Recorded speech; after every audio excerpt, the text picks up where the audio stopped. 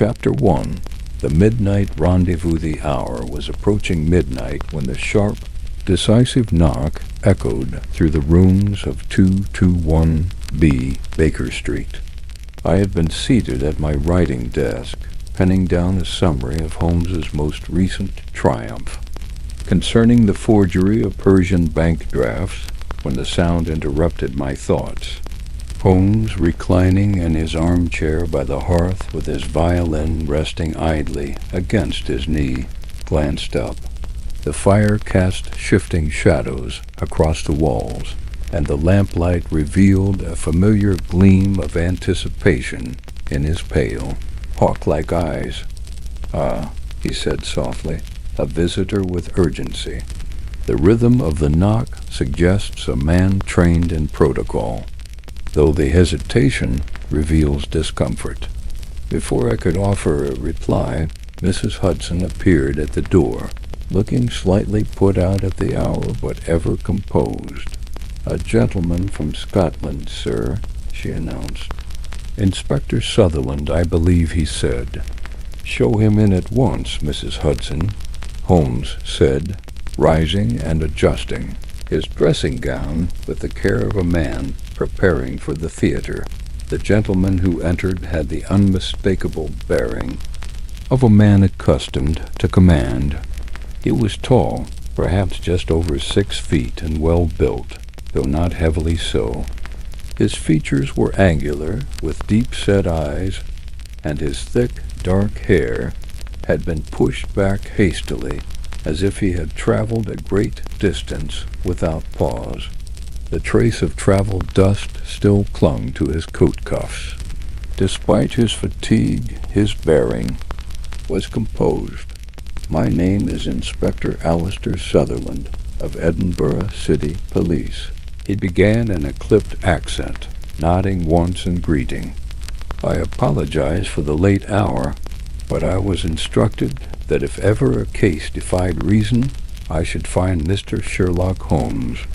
"You've done wisely, Inspector," Holmes said with a slight bow.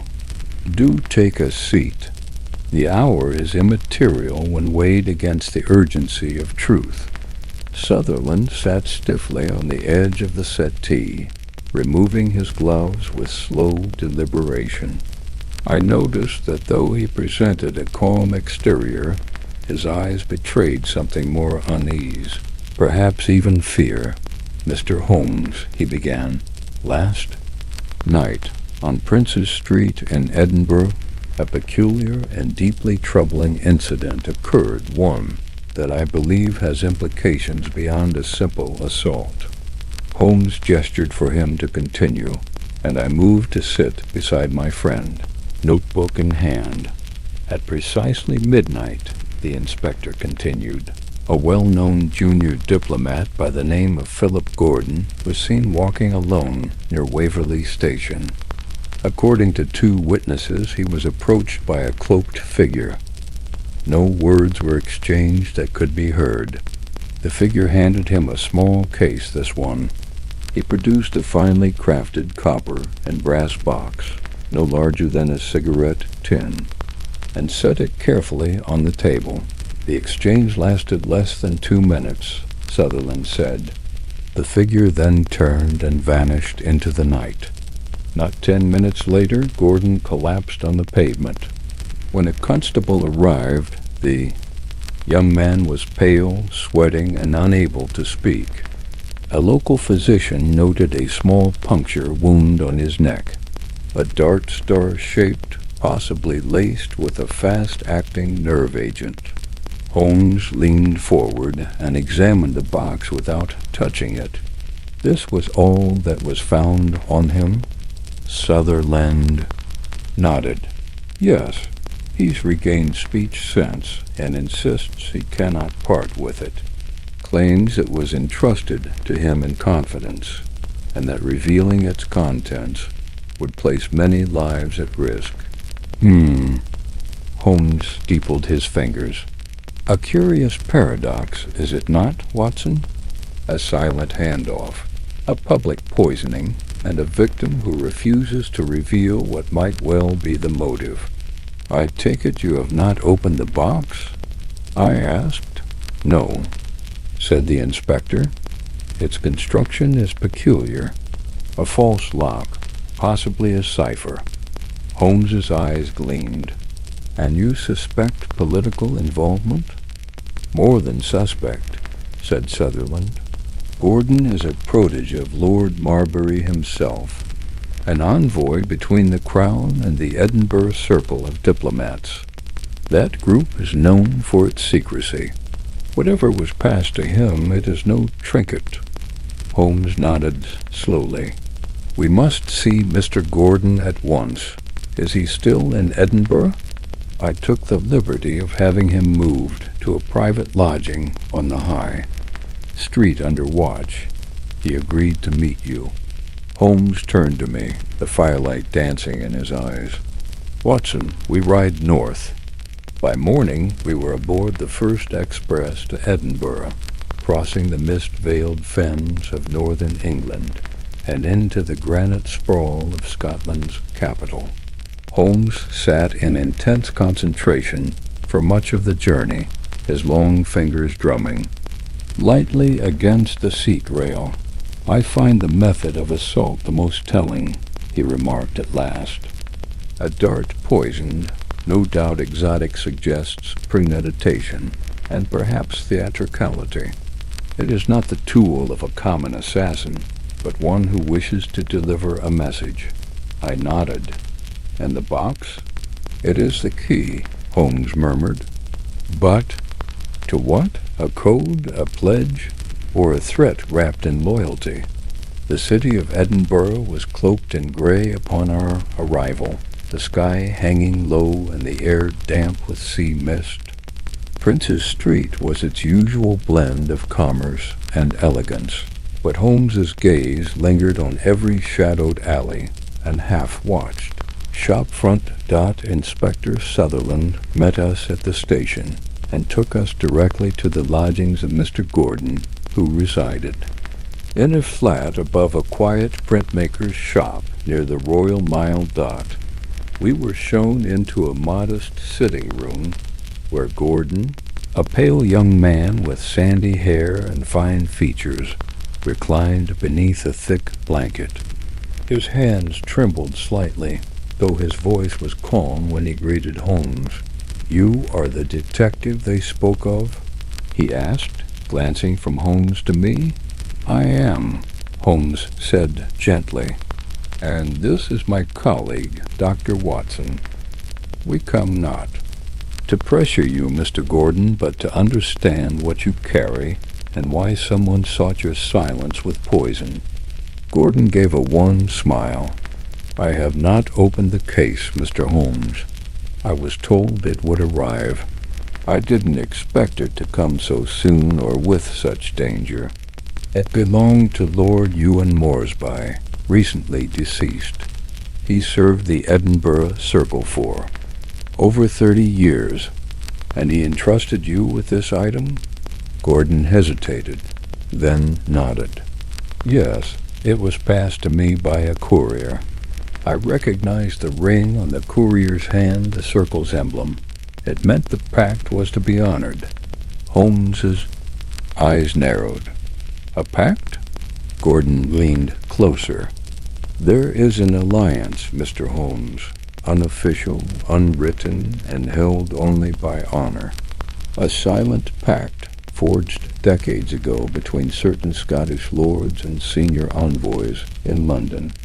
It was meant to preserve the influence of Scottish diplomacy during trying times after the troubles of '74.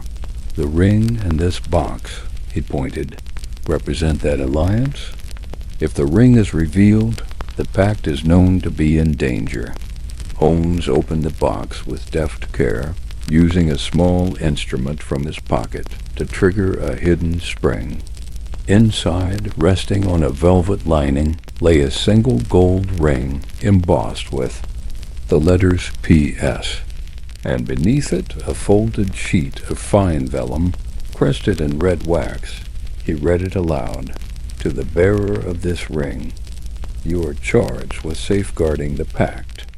Should betrayal be suspected, reveal the emblem only to those who wear its twin. Let silence protect what treaties cannot. Holmes replaced the lid and sat back, expression unreadable. "Tell me, Mr. Gordon," he said slowly, "who else knew of your task?" "No one, not even Lord Marbury.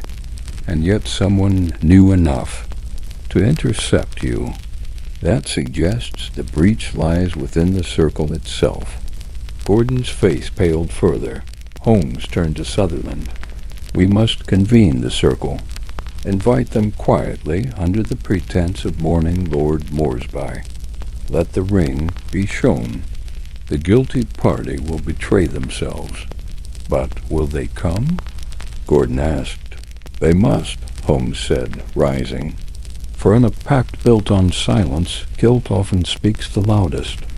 Chapter 2. The Gathering of Shadows. The morning sun struggled behind thinning clouds when we returned to the lodgings above. The printmaker's shop. Edinburgh's grey pall had lifted into a pale, mist-softened day, its grey stone walls and damp pavements lending the city an antique solemnity. Holmes and I walked along the Royal Mile, our steps silent in sync as we approached Mr. Gordon's. Lodging inside, Inspector Sutherland waited, his face taut with expectation. Gordon met us at the door, looking steadier than the night before, but still carrying the pallor of one who had narrowly escaped death. "You have spoken to other members of this circle?" Holmes inquired. Gordon nodded. "Yes. I sent letters of condolence on behalf of Lord Moresby, requesting their company tonight at the Edinburgh Club on George Street. 5 have confirmed." "Good," said Holmes. "They must speak in confidence, behind closed doors.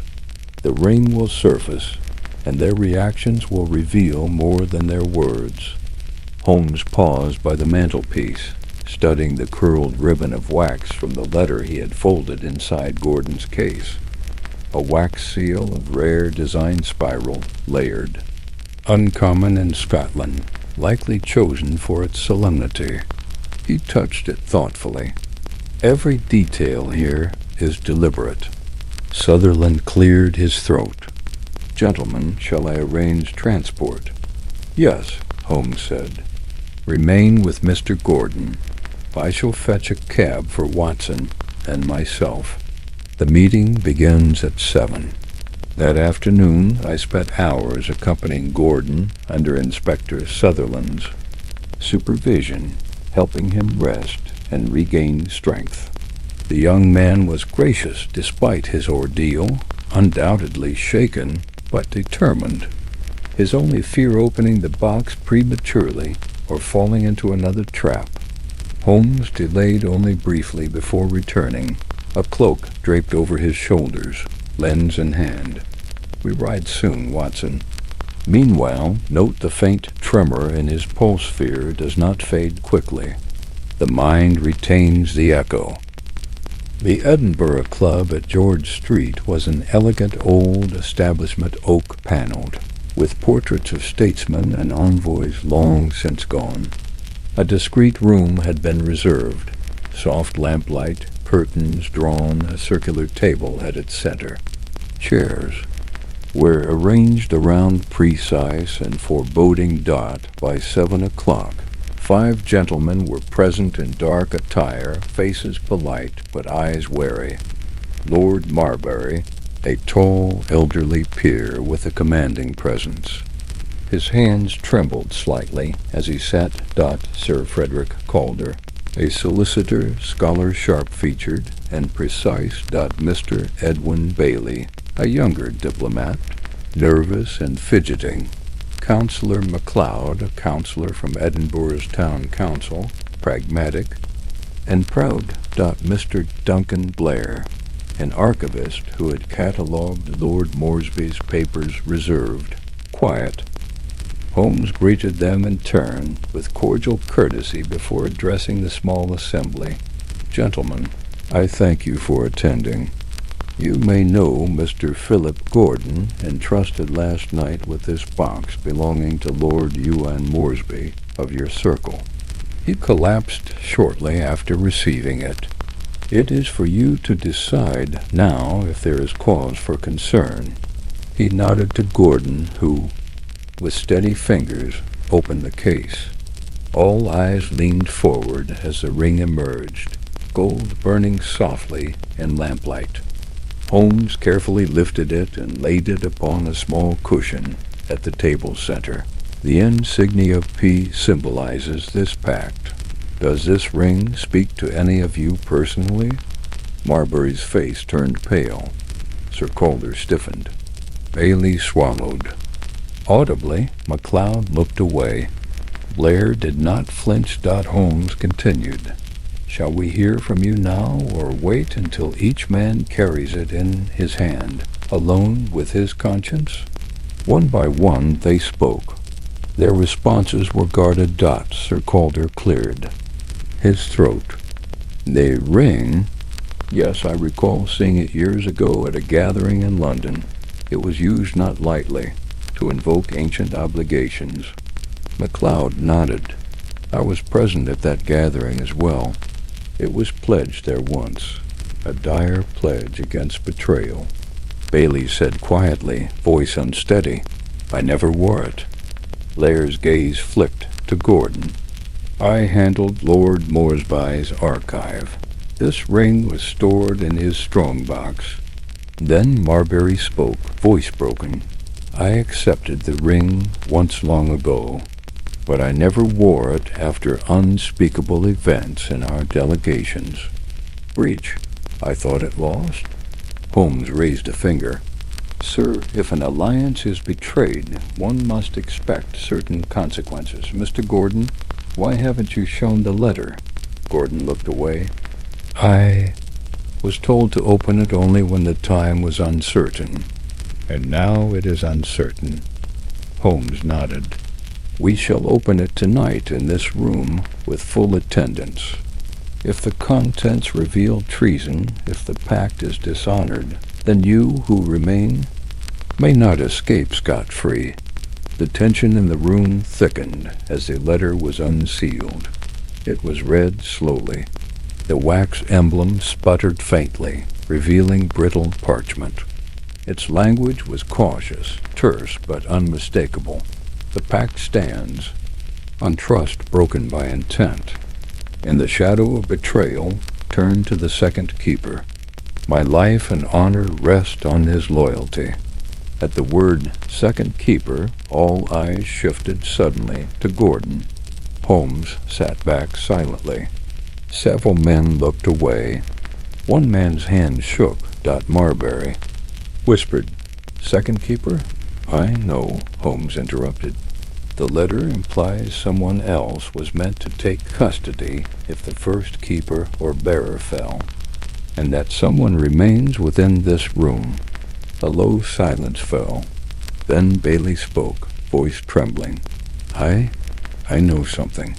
A second ring was made an exact copy, to be worn by that person if necessary. Sir Calder's face blanched. But that ring has vanished. Indeed, Holmes said, taken or destroyed, and a bearer once trusted now in peril. MacLeod stood abruptly. If a breach threatens the integrity of this pact, those responsible must face the consequences. Holmes fixed him with a sharp glance. Yes, but first we must know who has betrayed it. We must watch, we must listen. The meeting ended quietly. No one left immediately, but shuffled toward the door, like cats escaping shadow. Holmes stood, sliding the ring carefully back into its box. You may go now, gentlemen. Your words have named nothing, but your reactions speak volumes. He and I lingered. Gordon remained still. Holmes said quietly, Gordon, you bear the mark of the pact, not only in ring, but in danger. He faced Sutherland. You will continue your surveillance. No one leaves Edinburgh tonight. I remain as a guest to observe who keeps faith and who breaks it. As we departed, the men filed past with set expressions. Sir Frederick Calder bowed stiffly. Marbury lingered near the door. Blair gave no expression. Bailey stumbled. MacLeod was resolute. Once outside, Holmes inhaled the crisp night air. "Watson," he murmured, "a pact is a promise in silence. Yet once that silence shatters, all the echoes remain. Now we watch and wait until the next echo comes." Chapter 3. The man who watched from the fog. The gaslights along Princes Street sputtered in the damp wind, their flickering flames reflecting faintly in the puddles left from the late afternoon drizzle. The mist rolling in low from the firth. A fourth coiled through the railings and rose in ghostly wisps about our feet. It softened the sharp outlines of buildings, turning the world into a stage set of shadows and suggestion. Holmes and I stepped out from the somber grandeur of the Edinburgh Club, the oak doors closing behind us with a weighty thud. Holmes paused. On the top step, his hands behind his back, his face tilted slightly upward, as though testing the weight of the night. "There is something rather biblical about this fog, Watson," he said at length, his voice low, "like the last veil before revelation or destruction." I gave him a wary glance. It certainly makes seeing anything more than 10 feet ahead a biblical challenge.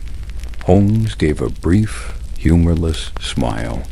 "Then let us wait in patience for a sign from the mount."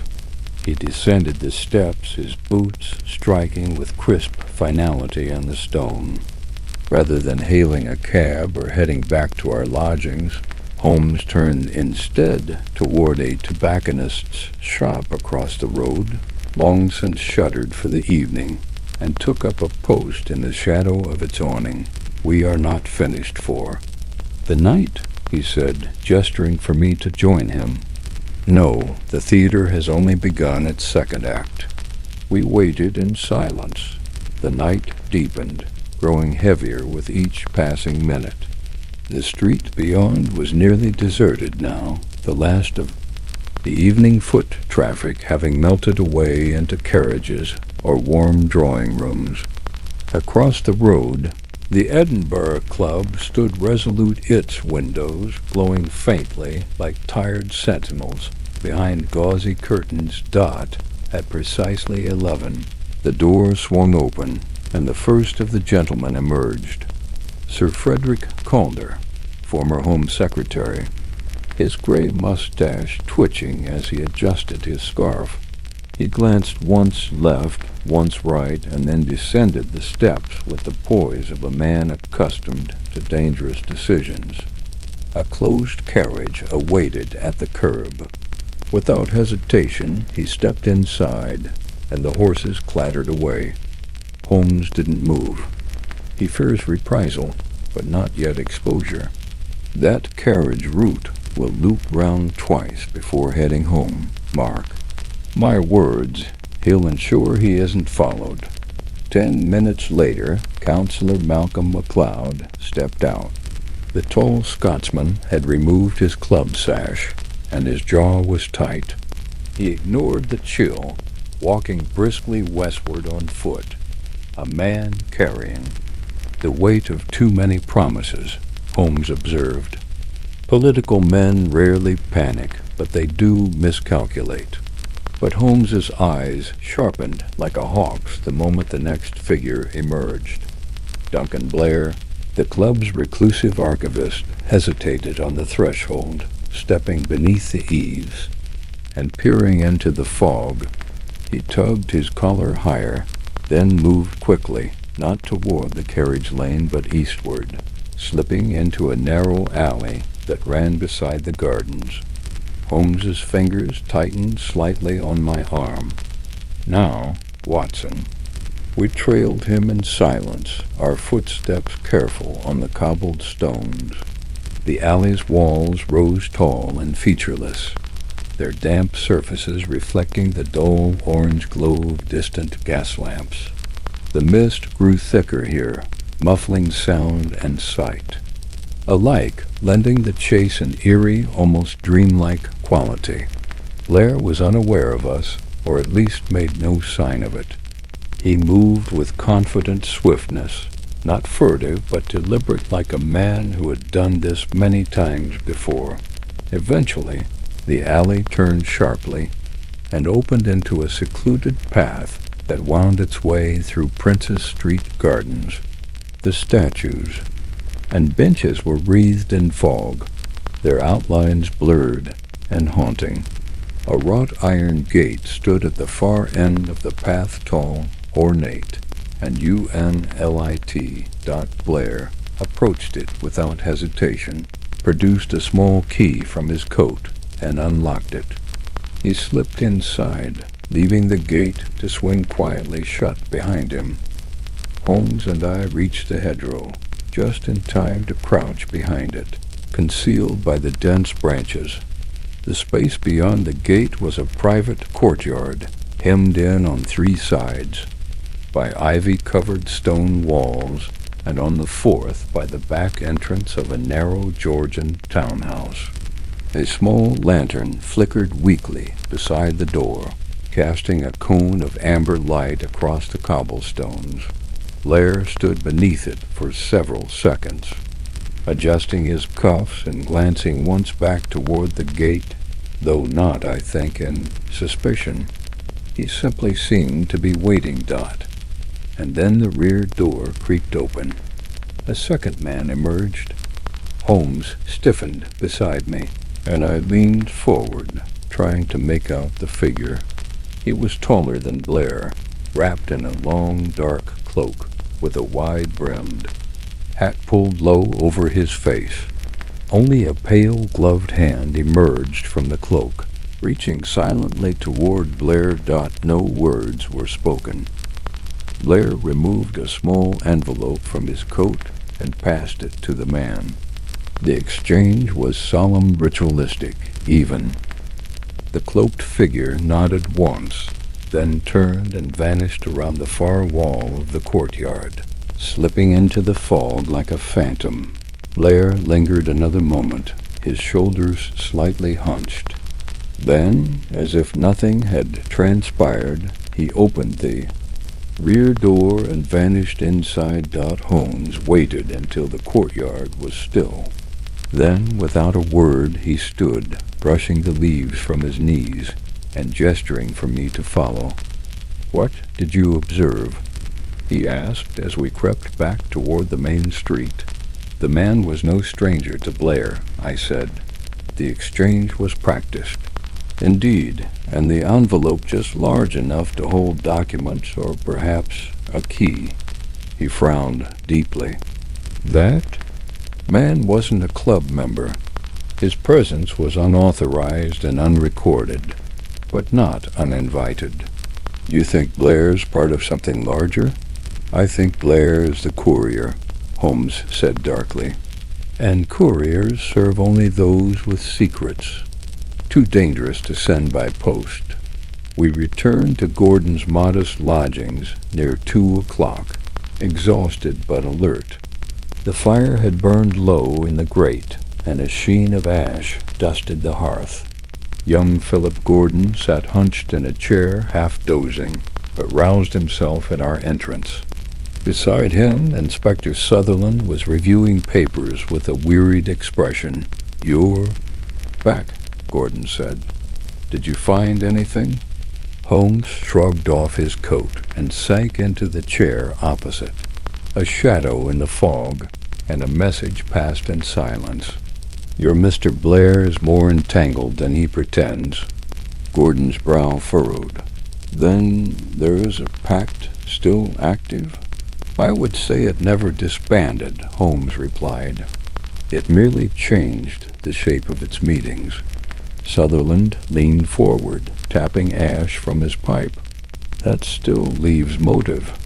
Why kill Lord Moresby now, after all this time? Holmes steepled his fingers. Because perhaps for the first time someone refused to stay silent. Just after dawn, a knock came at the door. A breathless constable stood there, cap askew and face drawn with urgency. He saluted Sutherland and handed over a small envelope.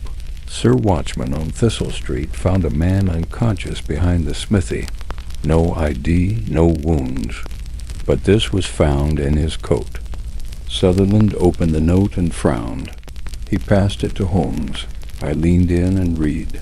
He who wears the second ring has already passed the test, but the third keeper has yet to speak. A hush fell. Holmes's gaze darkened, and his voice, when it came, was quiet but resolute. There's a third ring. Chapter 4. The Shadow Beneath the Portrait. The rain had eased into a reluctant drizzle as Holmes and I ascended the stairs of No. 47 Princess Street. The house, though stately in its Georgian construction, bore the unmistakable atmosphere of recent unease. A brass plaque near the door still bore the name Dr. Hugo Rathmell, though part of it had been recently rubbed clean, as if someone had attempted, but not completed, an effort to erase the identity attached to this abode. We were received not by a footman, but by a tall woman in plain black, no doubt a housekeeper, her hair pulled tightly back, and her expression set in severe professionalism. "You are expected," she said in a low voice. "Mr. Lavington is waiting in the study." Holmes stepped inside, removing his hat with a slight bow, and Dr. Rathmell's body, still in the upper room. The constable from Cannon Row was posted outside the door. Holmes turned to me, with a glint in his eye. "Watson, if you would kindly accompany Inspector Collins in examining the scene upstairs, I shall speak first with Mr. Lavington." I nodded. "Of course, Holmes." As the housekeeper led me up the stairs, I caught a final glimpse of Holmes disappearing into the dark-paneled corridor, his gaze already sharp with calculation. Upstairs, the air grew colder, the walls narrowing like a throat about to whisper some reluctant truth. At the end of the hallway stood a door shut, watched by a solemn constable with drooping eyes and mud-stained boots. The inspector said not to touch a thing. "Sir," the constable said to me, unlocking the door with a brass key, "he's been dead for hours. A nasty scene." I stepped inside. The bedroom was dim, save for a single oil lamp guttering beside a writing desk. The windows were latched, heavy velvet curtains still drawn. Dr. Hugo Rathmell lay across the bed, face turned slightly toward the wall, a curious serenity etched upon his features. His body was fully clothed save for his shoes, which had been carefully removed and placed side by side at the foot of the bed. There was no sign of violence, no blood, no overturned furniture. And yet something about the angle of his posture struck me as unnatural. Inspector Collins, who had arrived shortly after us, gestured toward the desk. "Note this, Dr. Watson," he said. "We found it tucked into a book of Keats on the desk." He handed me a folded sheet of parchment. The ink was faded, but the words were legible. "I have made peace with the men of Princess Street, but there is no peace within. If death is the cost of silence, then let it be paid in full. Let them sleep undisturbed. No signature. No date. Suicide note?" Collins asked grimly. "Possibly," I replied, though doubt clouded my thoughts. "And yet I see no vial, no weapon, no wound. The man seems to have simply ceased." I turned back toward the door. I must report to Holmes. There is more here than appearances suggest. Downstairs, Holmes stood beside the fireplace in the richly appointed study, arms folded behind his back as he regarded a large portrait on the far wall. It depicted a young woman in a green velvet dress, her hands resting upon a gilded volume. The brush strokes were exact, yet the eyes bore an odd vagueness, as if the artist had seen the subject only in memory or imagination. Seated opposite, Holmes was the client who had summoned us, Mr. Felix Lavington, a man in his 40s. His face bore the distinct pallor of aristocracy dulled by anxiety. His fingers tapped incessantly against the armrest of his leather chair. "Ah, Watson," Holmes said as I entered. "You've seen the remains of Dr. Rathmell?" "Yes, and found a note, rather cryptic. Implies a deliberate end, perhaps, under duress." Holmes gave a slight nod, then turned to Lavington.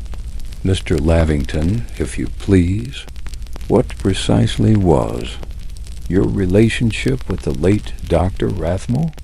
The man's lips tightened. "We were members of the same ... society, a private club of sorts. We met every fortnight here in Prince's Street, an intellectual salon, if you will. An unusual location for such meetings, especially given the professional nature of Rathmell's lodgings." Lavington hesitated. "We found it convenient.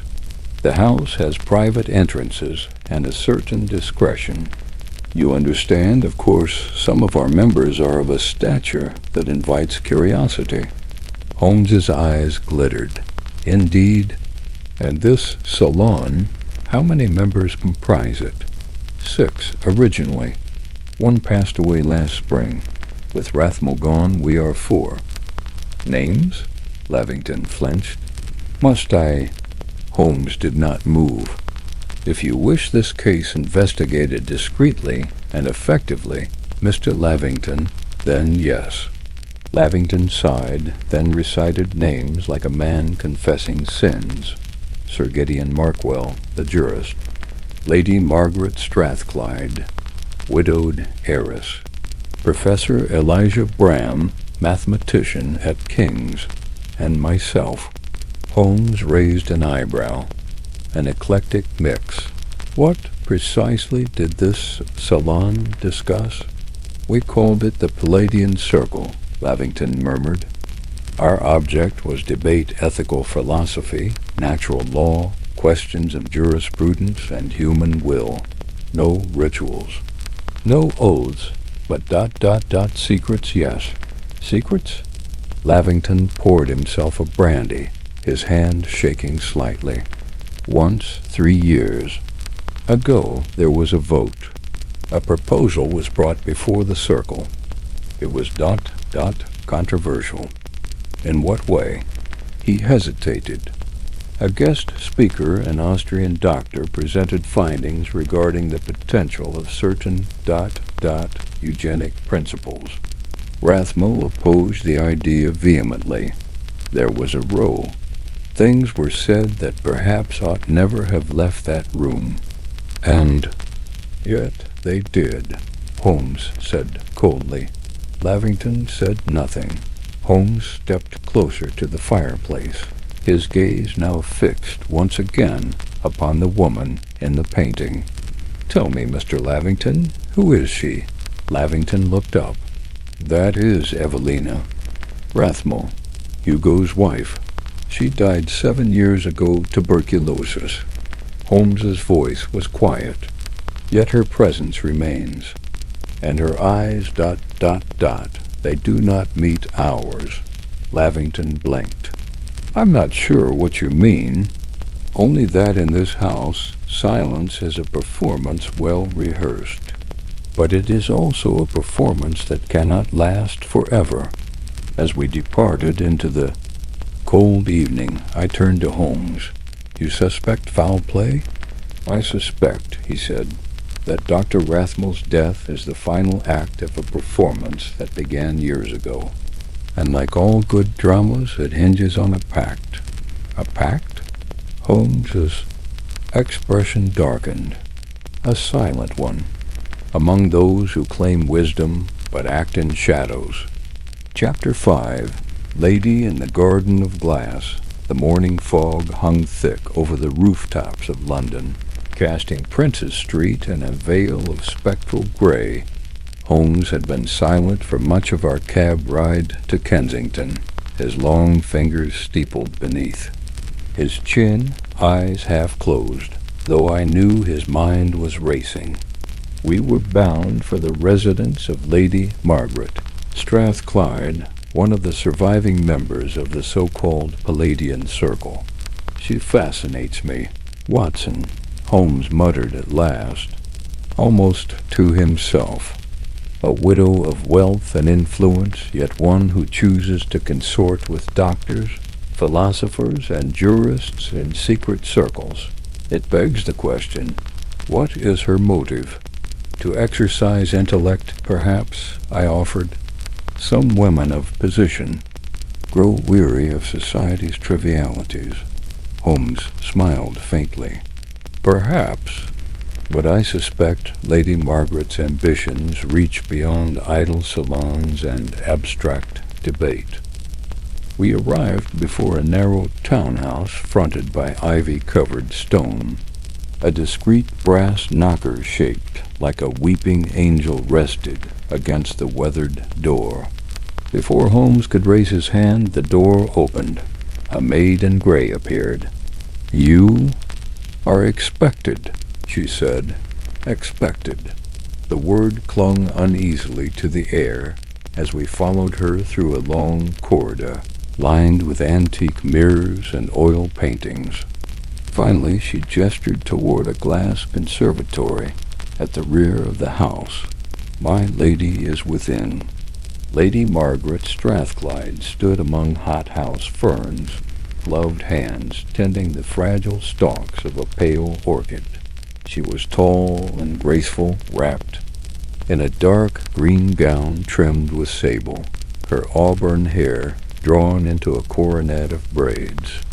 She turned as we approached, her face both composed and piercingly alert. "Mr. Holmes," she said. "Dr. Watson, I had wondered how long it would take before one of you darkened my garden." Holmes gave a brief bow. "We would not presume to intrude, Lady Strathclyde, but the matter at hand is pressing." "You mean Hugo," she said simply, rising to her full height. "His death has become a matter of theater now, I suppose. And you, Mr. Holmes, are our curtain-puller." "You speak as though it were inevitable," Holmes remarked, his gaze sweeping the room. "Perhaps it was." She motioned to a wicker settee and lowered herself with regal ease. "You may ask your questions. I shall not pretend to mourn a man I had ceased to trust." Holmes took the chair opposite her. "Trust is a strong word, and the absence of it stronger still.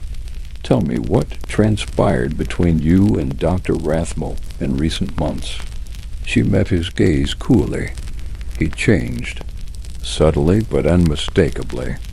Once a man of conviction, brilliant in matters of human psychology, he began to doubt the very discussions we once relished.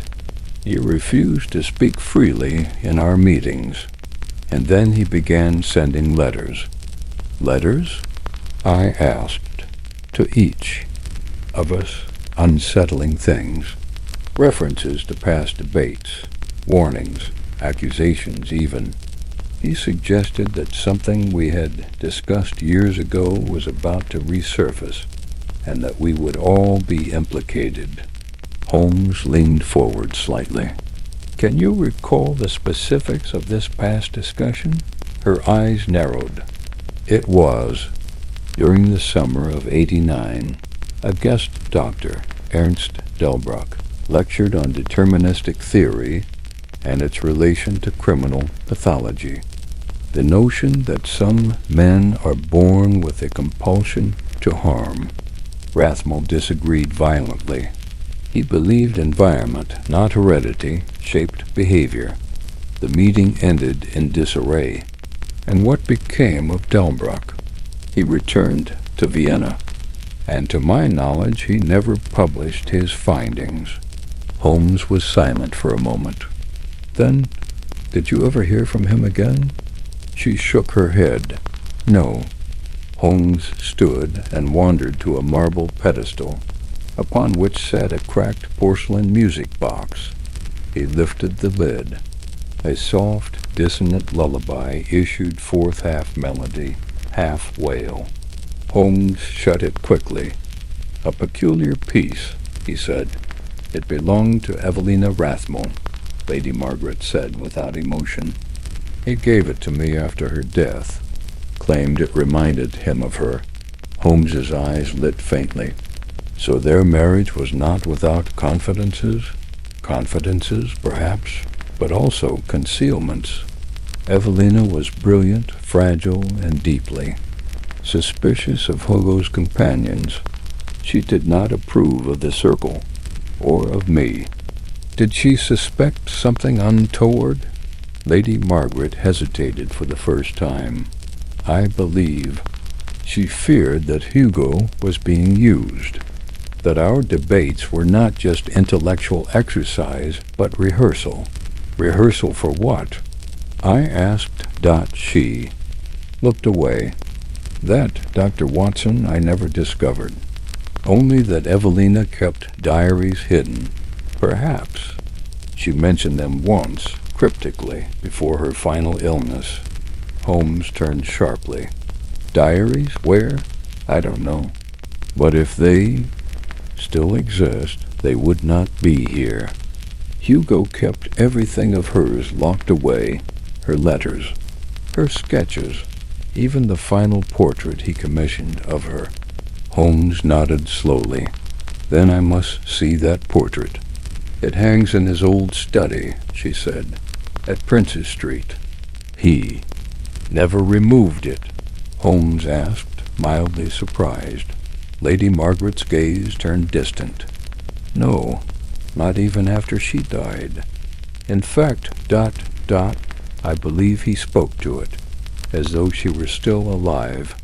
Holmes stepped back, his eyes once more taking in the greenery of the conservatory. One final question, Lady Strathclyde. You said Hugo changed. Would you say he was afraid? A pause.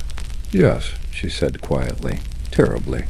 Outside, the fog had thickened, clinging to our coats as we stepped back into the cab. Holmes was unusually quiet, fingers drumming on the window pane as the horses clattered along the cobbles. You saw the crack in the music box? You said at last? Yes, I replied. A symbol of fractured memory? Holmes gave a wan smile. More than that, it is a relic, a key, perhaps, to a past neither Rathmell nor Lady Margaret dared confront. And what now? I asked. The circle? Holmes stared ahead, unblinking. Now, Watson, we return to Princess Street, before night falls. Chapter 6. The Portrait and the Shadow behind the glass. The air had grown colder by the time we reached the narrow steps of Dr. Rathmell's former residence once again. Dusk crept along the rooftops, casting Princess Street in hues of slate and violet. A street lamp flickered on near the entrance, its gaslight trembling in the mist like a nervous heartbeat. Holmes reached the door and turned to me. Rathmell's mind was a vault, Watson one that may not have been fully locked when death came for him. I suspect we've been staring at the key all along. You mean Lady Evelina? I asked. Precisely, Holmes murmured. Her absence haunts every inch of this house. A portrait, a music box, hidden diaries.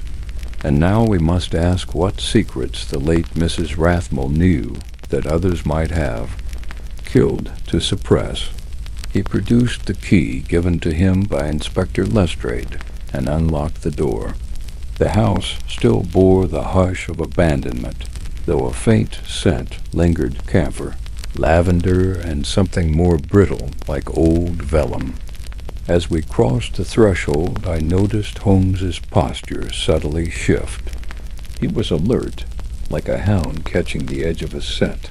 We moved down the corridor, past the study we had searched before, and into a room we had previously overlooked. Holmes paused outside the door, one hand hovering above the handle. This, he said softly, was her room. He opened the door. It was a modest chamber, painted in faded rose hues and shadowed by heavy curtains. A writing desk sat near the window, its inkwell dry, its blotting paper untouched for years. A single slipper chair rested beside a vanity, and above it, hung with solemn reverence, was the portrait. Evelina Rathmell stared down at us from the canvas, her expression haunting. She was painted in profile, one hand resting on a closed journal, the other delicately supporting her chin. The artist had captured a strange tension in her eyes, both resigned and watchful, as though she had witnessed some great betrayal and was now guarding its memory and silence. Holmes stepped closer, examining the painting with near reverence. "Note the placement of the journal," he said. "It is not idle symbolism. Artists of this caliber do not paint without meaning. Look at the spine." I peered closer. Indeed, the painted journal had a title barely discernible under layers of varnish. Reflections Volume 3. Could the real volume exist? I asked. "If it does," Holmes replied, "it would likely be hidden near wherever she spent her final days." He turned from the portrait and approached the writing desk. Pulling on a drawer handle, he found it locked.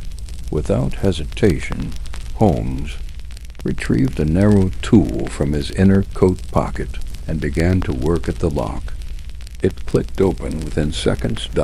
The drawer contained only a few items: an ivory hairbrush, a velvet pouch of faded sachets, and at the back a small brass key. Holmes held it up to the light. "Not for this drawer," he murmured.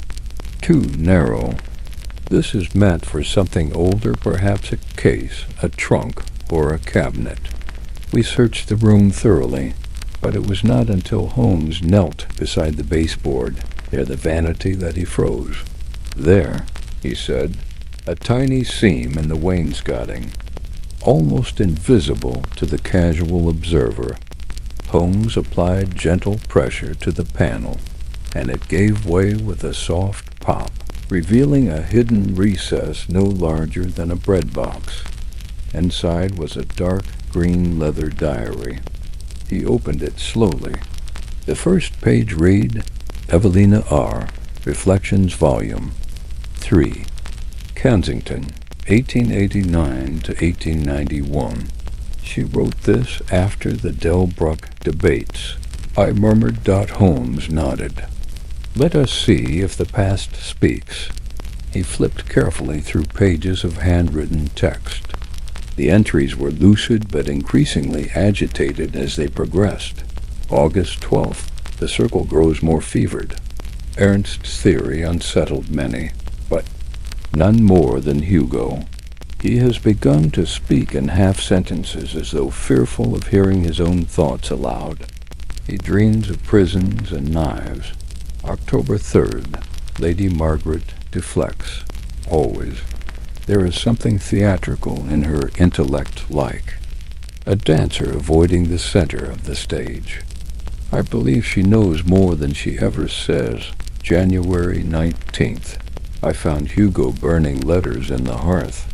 He said they were from Delbruck, but they were not in German, nor was the script unfamiliar. I recognized Margaret's handwriting.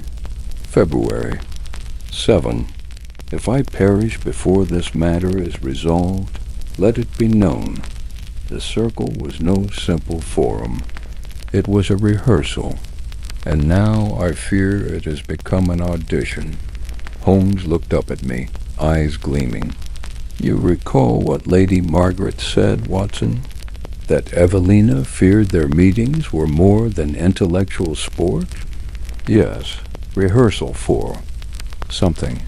Holmes closed the diary gently. And now we see her confirmation. But to what end was this rehearsal meant? As he stood, a shadow passed outside the window, barely perceptible against the evening light. Holmes moved swiftly, drew the curtain aside. No one, but then, on the windowsill, the faintest mark of partial handprint, smudged in ash or soot. Someone was watching, I said. Holmes's gaze had hardened. More than watching. They knew. We would come here tonight. We left the room in silence, but not before Holmes carefully slipped Evelina's diary into his coat. Outside, the fog had deepened. A lone figure stood at the end of Prince's Street, a tall man in a long coat, his face obscured by the shadows cast by a wide-brimmed hat. He did not move as we approached, nor when Holmes stopped a dozen yards away. "Good evening," Holmes said coolly. The figure raised a gloved hand and dropped a scrap of folded paper onto the ground before turning and vanishing into the mist.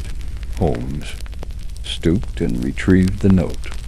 Unfolding it, he read aloud. "You tread the line Evelina feared to cross. Let the dead speak no further. Or you may join them. No signature. No seal. Just those words written in jagged strokes. A warning," I muttered. Holmes tucked the note into his pocket. "Yes, Watson, and the most foolish kind, for it confirms we are closer to the truth than they wish." He turned to me with that look I had come to know well, the look that meant the real chase had begun. "Come, my friend," Holmes said. "We must visit an old enemy of mine, a man who knows the whispers buried beneath London's polished floors. If there is a shadow behind the circle, he has likely heard its footsteps." Chapter 7. The Man Beneath the Station and the Echoes of Old Debts. We emerged from the Rathmel house to find Prince's Street awash in twilight, the mist having thickened into a fine gauze that seemed to mute even the gas lamp's steady flicker. Holmes, rarely given to dramatic expression, had grown uncommonly silent, his brows knitted in intense contemplation as he guided us toward Charing Cross with long, purposeful strides. It was not the threat itself that concerned him, I suspected, but the handwriting, jagged, rushed, written by someone for whom silence had long been currency. Whoever had left that note knew precisely where we were and what we had found. Worse still, they knew Evelina's diary still existed. We boarded a cab near the Strand and rode in silence until we reached the rear of the station. Holmes directed the driver to a disused alleyway where lamplight barely touched the crumbling brick. He rapped thrice against a rusted iron door, partially obscured by a stack of broken crates. A moment passed. Then a hatch slid open from within, revealing a single dark eye. The voice that followed was low and sardonic. "Well, well, if it ain't the ghost of Baker Street himself. Thought you'd forgotten all us rats beneath the floorboards." "I never forget a rat I owe a debt to," Holmes replied, voice even. "Open the door, Toby." A heavy bolt withdrew with a groan, and the door swung open to reveal a short man of middle age, clad in a waistcoat 3 sizes too large and smelling faintly of boot polish and tobacco. His face was sallow and unshaven, but his eyes were as sharp as a crow's. "You don't come here for idle chatter, Holmes," he said, "which means either the world's gone sideways or you've found yourself another dead philosopher. Which is it?" "Both, perhaps," Holmes replied, stepping inside. We followed Toby down a narrow staircase and into a brick-walled chamber that had once, perhaps, served as a storage vault beneath the station. Now it was a sprawling den of scattered papers, mismatched furniture, and boxes stacked with files, some labeled, most not.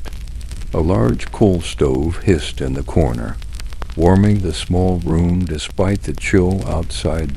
Toby gestured for us to sit. "Tea?" he offered. "No," Holmes said. "Information." "Figures," Toby muttered, settling behind a cluttered desk and lighting a stub of a pipe. "All right then, let's have it."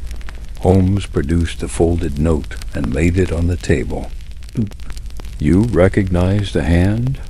Toby leaned forward, puffed his pipe, and squinted at the jagged script. His fingers, calloused from years of handling secrets and documents few others touched, traced the lines with practiced intimacy. Crude work, left-handed, presses too hard. Not a practiced writer, but this curl on the jua and the slant on the d. I've seen this before. Where? Holmes asked, eyes narrowing. Back in '89, underground. Circle met twice a month at a publisher's cellar off Drury Lane. Mostly crackpots, anarchists, mystics, philosophers with more ink than sense.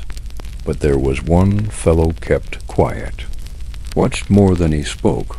Went by the name Peregrine. Holmes leaned back slightly. Not a name I recall. No real name, I'd wager. Word was he served as courier for the Circle's more controversial missives. They'd write letters. They didn't want posted through the Royal Mail. You see ideas, manifestos, veiled threats. Peregrine delivered them in person, never spoke. But his handwriting, unmistakable, left messages for contacts across Soho and Southwark in that same clumsy script. I shifted in my chair. "You believe this Peregrine is still alive?" "Still." "Operating?" "Oh, he's alive," Toby replied. "And if he's delivering warnings to you, Holmes, it means someone's dusted off the Circle and put it back in play." Holmes's fingers steepled beneath his chin. "What else do you remember?" "About the Circle's activities?" Toby exhaled a cloud of smoke. Not much made sense. They were obsessed with symbolic language, masks, mirrors, numbers, code names. Evelina Rathmell was the only one who ever used her real name, and even that made her an outlier. The rest? They spoke in riddles.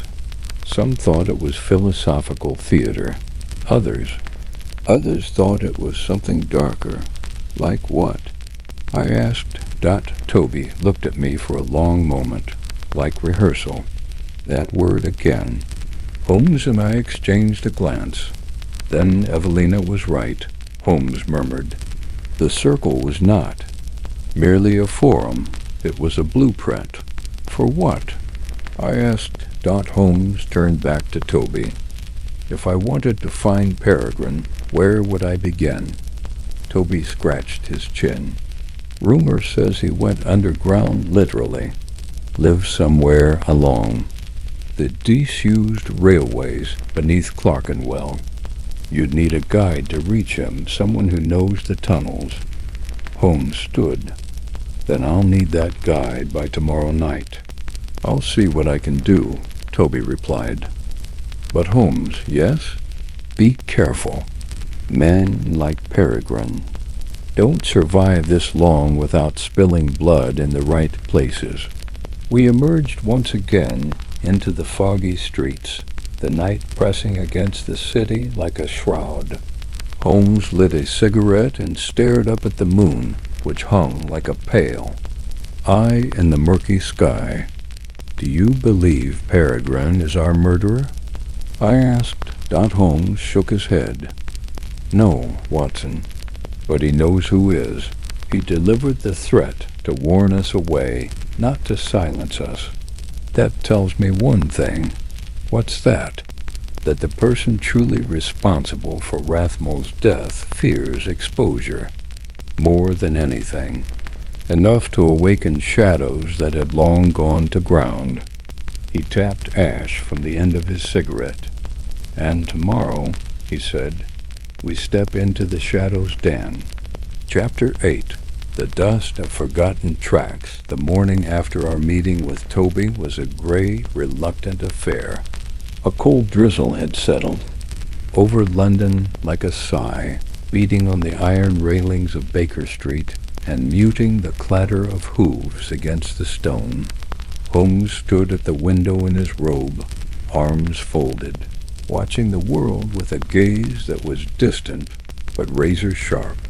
His violin lay untouched on the settee, and a smoldering cigarette trembled in the porcelain dish beside the fireplace. He hadn't spoken much since returning from Charing Cross, even over breakfast served, late and barely touched his thoughts. Had seemed fixed somewhere beneath the cobbled streets, lost in those buried tunnels Toby had spoken of. I knew that look. It meant the game had begun to reveal its inner teeth. At precisely 10:15, there came a knock at the door. "Enter." Holmes called. Mrs. Hudson admitted a stooped man wrapped in a dark, oil-stained overcoat. He removed his cap to reveal a face lined with grime and sunken with years of subterranean labor. "Name's Sykes," he said, doffing the cap with a nod. "Toby sent me. Said you were looking for an old ghost in the tracks." Holmes stepped forward and offered his hand. "Mr. Sykes, you've spent time in the disused railway tunnels beneath Clerkenwell, I gather?" "I spent the better part of 20 years down there before they closed the old goods line to Whitecross. Know it better than I know my own attic. And you're willing to take us down?" Holmes asked. Sykes shrugged. "I'll take you as far as the old switch house. Beyond that well, things get darker. Things go missing." Holmes smiled faintly. "Excellent. We leave now." Within the hour we found ourselves descending a rusted iron stair behind an abandoned cart warehouse just off Roscoe Street. The entrance, long forgotten, was choked with weeds and soot. Sykes struck a match and lit an old railway lantern, the flame flickering in the rising damp. A breath of cold, fetid air rolled up to meet us. "It'll get close down there," Sykes warned. "No air but what the rats don't steal." We followed him into the gloom. The descent was slow and uneven. The old wooden steps groaned beneath our feet, and the walls closed in until we were little more than shadows squeezed between the remains of Victorian engineering. Brick gave way to iron and then to stone, damp with condensation and graffiti scored from decades past. Somewhere above us the world moved on obliviously, but down here time had stopped. It smelled of rust, mold, and forgotten fires. "Keep close," Sykes murmured. We followed him along a disused service tunnel. Railway ties half buried in silt marked where freight once rolled.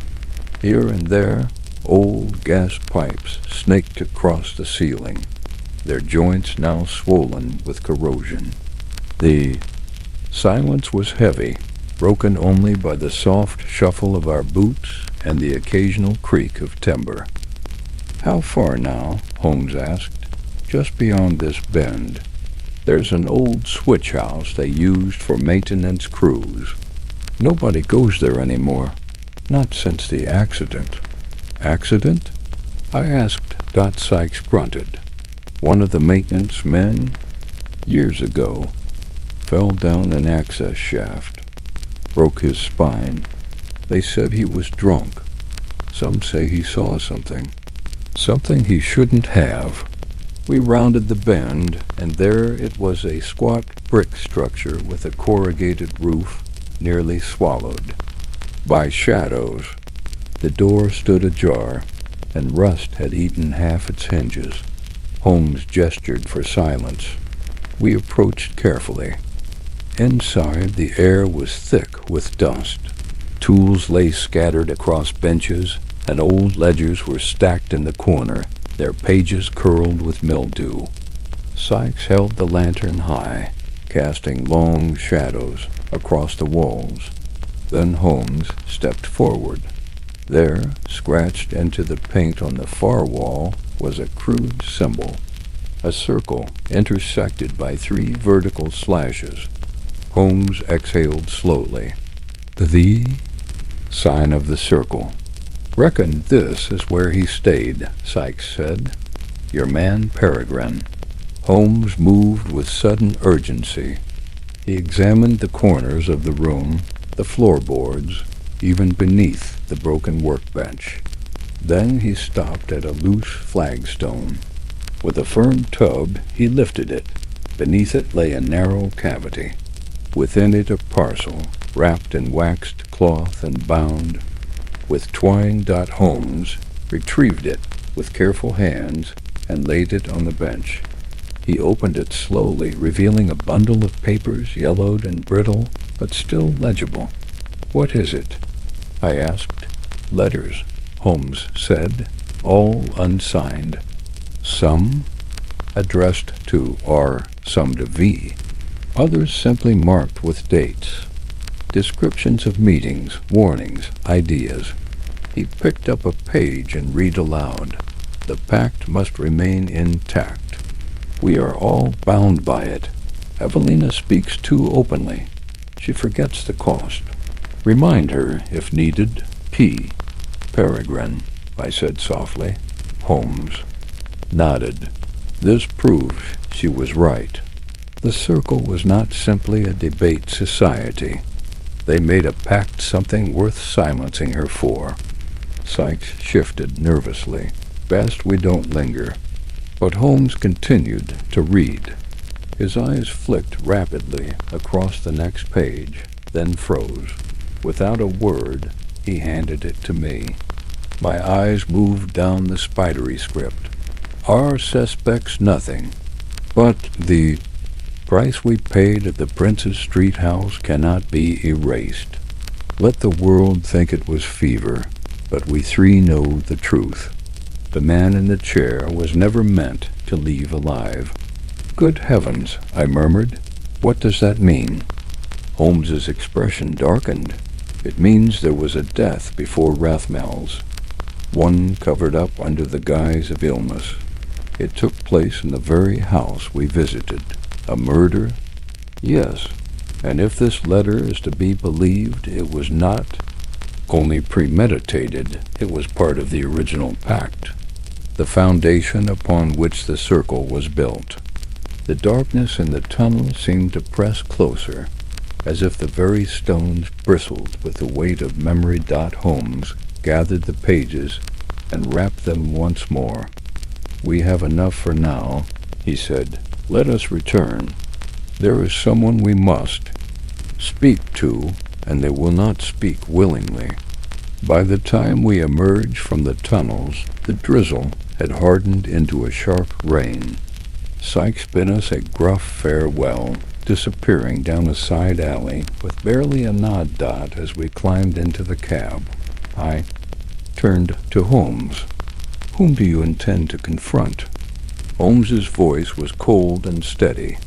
Dr. Felix Marston, he said. He spoke too calmly of Rathmell's mind, too freely of his so-called delusions. I believe he knew exactly what Evelina feared and perhaps what she knew. He tapped the parcel beside him, and if he truly was part of the circle, he will now understand that the pact they forged in Princess Street is no longer silent. Chapter 9. The man behind the curtain. The rain followed us back to Baker Street, like a hound unwilling to lose our scent. It had grown heavier by the time we arrived, and the windows trembled with the force of the downpour. Holmes removed his coat without ceremony, his movements sharp and businesslike. I lit a fire to cut the chill, though my eyes remained on him. He had the expression of a man fitting together the final pieces of a puzzle, not yet complete, but dangerously close. He set the packet of letters on the desk and leaned over them, carefully arranging the pages in order according to date and content. I poured us both a measure of brandy, but Holmes waved his away. His mind was elsewhere. "These," he said, tapping the letters, "are more than mere correspondence. They are the scattered confessions of a frightened man. Peregrine may have written them for himself as a record, or perhaps as insurance. But whatever the case, they are invaluable." He reached for his pipe and lit it, exhaling slowly. "And in them, the name that recurs always obliquely, but tellingly, is Dr. M. A careful man would have used initials, and yet he allowed that letter to remain." "You're certain that refers to Dr. Felix Marston?" I asked. Holmes nodded. "He was a founding member of the Circle, according to Evelina Rathmell's testimony, and he saw Rathmell shortly before his death, described his delusions. To us, even." Holmes paused and added darkly, "Perhaps they were not delusions at all. Perhaps Rathmell saw something, remembered something, that was meant to remain buried." The fire cracked, casting an amber glow across the room. Outside, the wind howled through the chimney. Would Marston have killed him? I asked, hesitant. "Cannot yet say," Holmes replied, "but I believe he knows who did. And if he fears exposure, he may already be preparing to run, or worse, to silence another witness." He moved to the mantel and checked the time. "Dress warmly, Watson. We go to Harley Street." Dr. Felix Marston's practice sat behind a prim white facade, nestled among the sycamores of Harley Street, like a cat among well-fed pigeons. The plaque beside the door bore his name in gold, modest but unmistakable. A thin fog had begun, too, curl up from the cobblestones, turning the gas lamps into soft orbs of light. It was nearing 8 o'clock, and the street was hushed. We were admitted by a trim, stone-faced butler named Hemsley, who regarded Holmes with guarded recognition. "Dr. Marston is concluding a consultation," he said in low tones. "If you will wait, I must insist," Holmes said calmly, removing his gloves. "The matter is urgent and pertains to the late Professor Rathmell." The name had an immediate effect. Hemsley's jaw stiffened. He stepped aside without another word and showed us into a drawing-room heavy with medical journals and Persian rugs. A single decanter of Madeira rested on a polished tray. A grandfather clock ticked solemnly in the corner. Moments later, the door opened and Dr. Marston entered.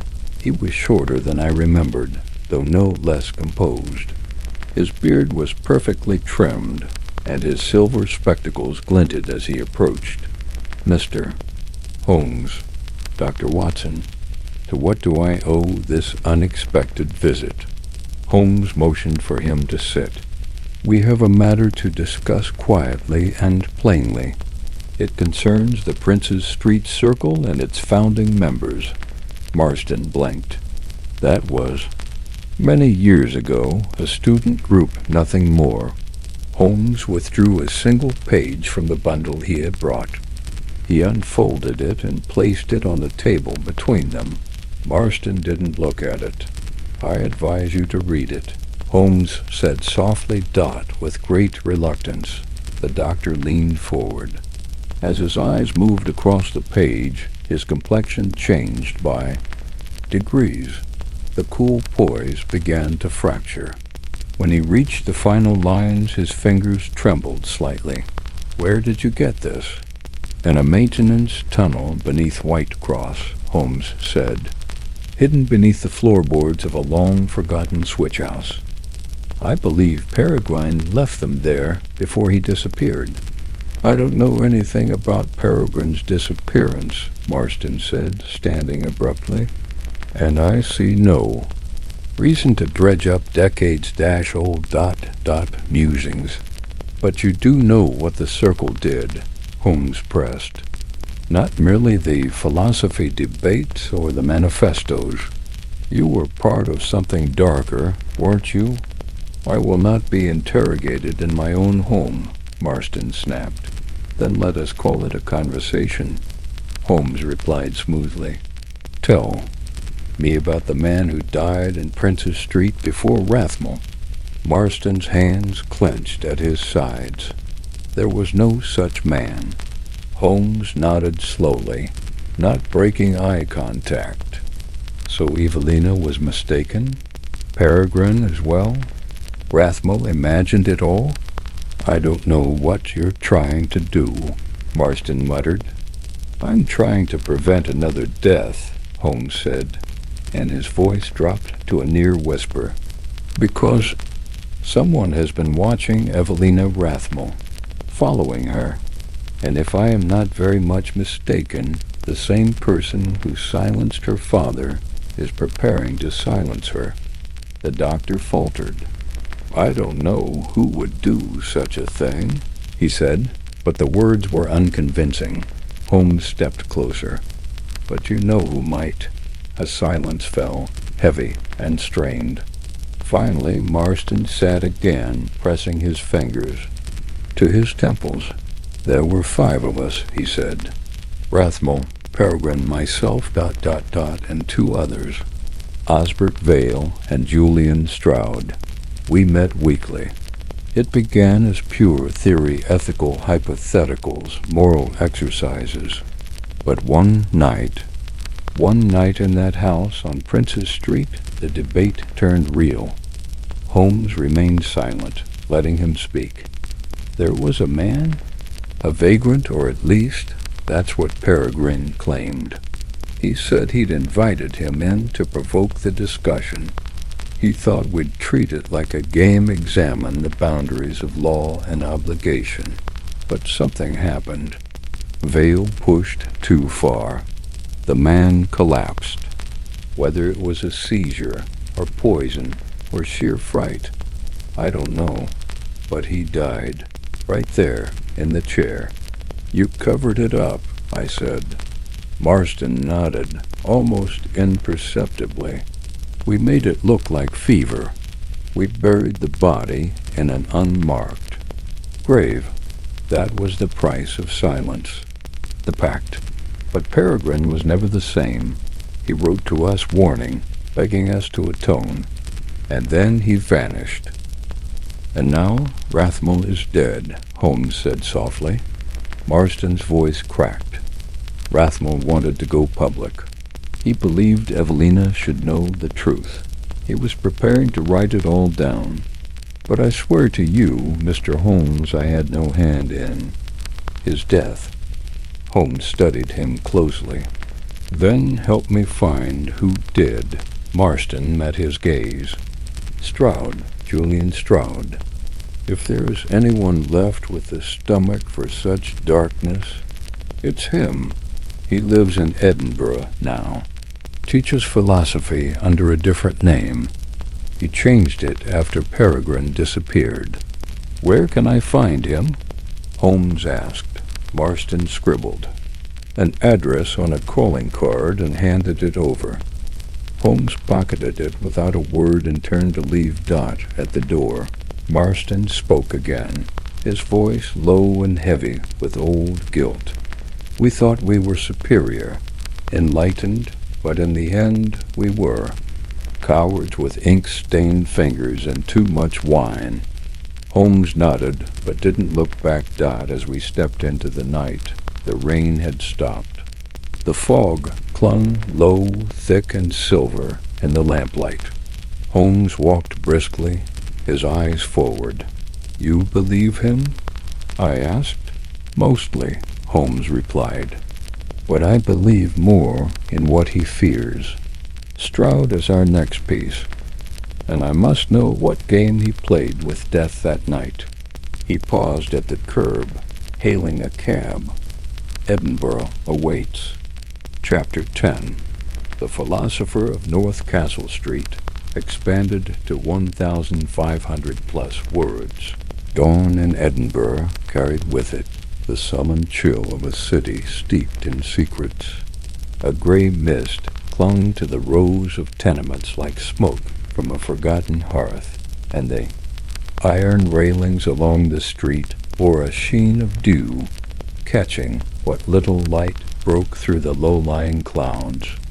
North Castle Street, with its tidy rows of Georgian townhouses and quiet respectability, stood in stark contrast to the intrigue Holmes and I carried within us as we approached our next destination. The address Marston had reluctantly provided led us to a narrow stone stair leading to a door half swallowed by ivy. Number 23 North Castle Street. The morning light barely reached here, and the building's facade, though clean and orderly, had an air of quiet neglect. Moss clung to the base of the steps, and a cracked window pane above the door reflected our distorted figures. Holmes surveyed the entrance thoughtfully. He chose a scholar's nest, withdrawn from the noise, but not from the guilt. "Stroud," I said quietly. "Julian Stroud.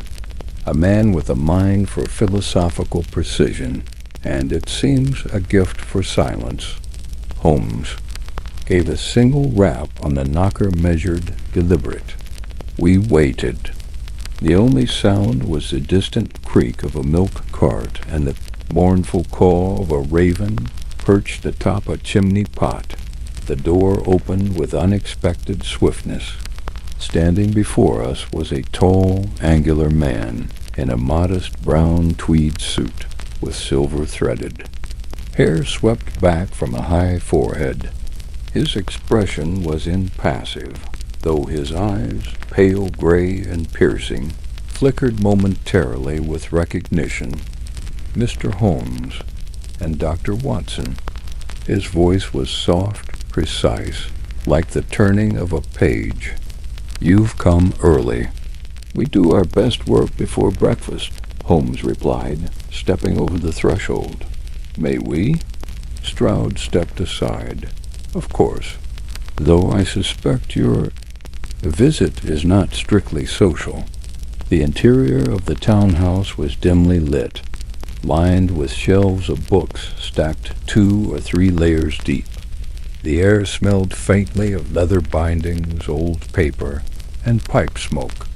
We passed a modest study to the right, where a dying fire still smoldered in the hearth.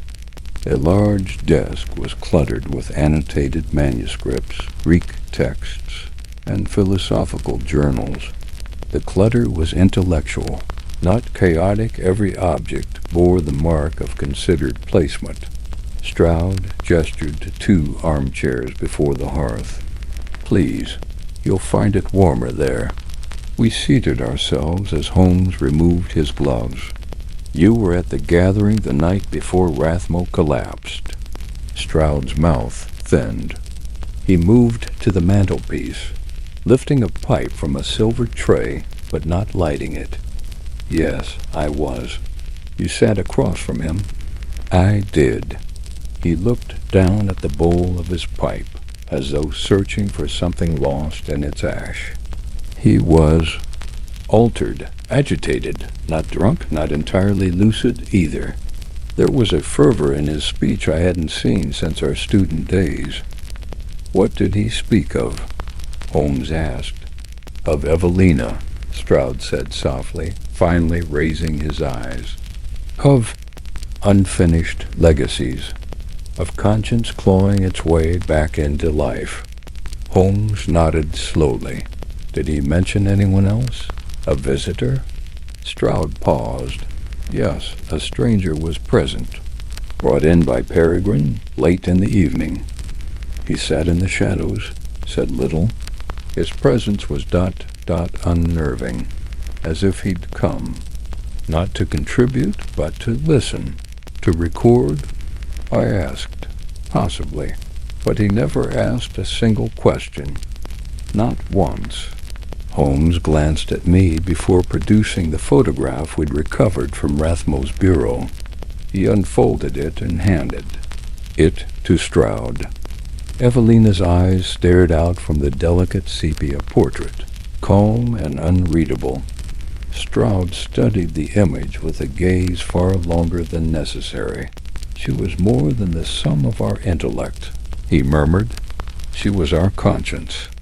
Holmes leaned forward. "Was she your conscience, Professor?" Stroud's jaw stiffened. "She held us together when ideas outpaced morality. And when she died—" He stopped short. "When she died, Rathmo began to unravel. Unravel how? He began to question the very core of our experiment. You must understand, Mr.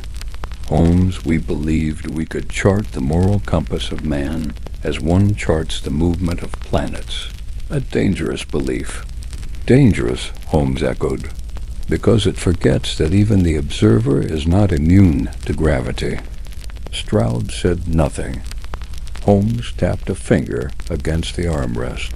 "I believe Rathmo was preparing to make public what happened during those years. His guilt, as you say, grew too strong to suppress. The pact was fraying." Stroud's eyes narrowed. "The pact was silence. For our protection, yes, but also to preserve Evelina's reputation. She did not die peacefully." I leaned forward. "Then you do admit something tragic occurred." Stroud finally sat. The pipe remained unlit in his hand. "Evelina was not merely a bystander. She contributed deeply. She argued more fiercely than any of us, but she also disagreed. That night, that final argument, she left." "And you believe she—" Holmes began. "She was never seen again," Stroud said sharply. "That is all I can say." There was a pause filled only by the crackling of a dying ember.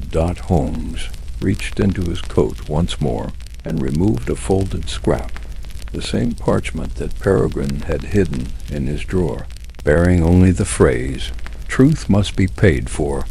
He slid it across the table. Stroud stared at it. Peregrine always had a taste for the dramatic. "Dramatic enough to provoke murder?" Holmes said quietly. The silence that followed was heavy, suffocating. Finally, Stroud spoke again, his voice just above a whisper. "If someone believed that Rathmo's confession would threaten more than reputations, yes, I believe someone might have killed for that." Holmes straightened. "Then I need one last assurance from you, Professor." Stroud met his gaze warily. "There will be a gathering this evening," Holmes said. "A final reckoning, so to speak. You, Marston, and one other whom I believe now holds Evelina's writings." Stroud flinched. "We shall meet at Rathmo's Manor," Holmes continued. "There the silence will end." Stroud set his pipe aside. "If that is what it must come to," Holmes stood. "It already has." Outside, the street had come to life. The milk cart we'd heard earlier clattered past, and a young newspaper, Boy was yelling headlines about a foundling boy rescued from the river. The ordinariness of it all made the tension in my chest feel out of place. Holmes walked in silence until we reached the edge of the street, then stopped, staring off toward the shadowy outline of the castle. "He knows," he said suddenly. "Knows what?" "That the truth, once spoken aloud, cannot be reclaimed.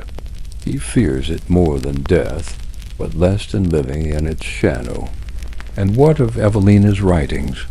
I asked. "You believe they'll be revealed tonight?" "I believe," Holmes said softly, "they are the fuse to this powder keg. And tonight, someone will try to extinguish it before it reaches the flame."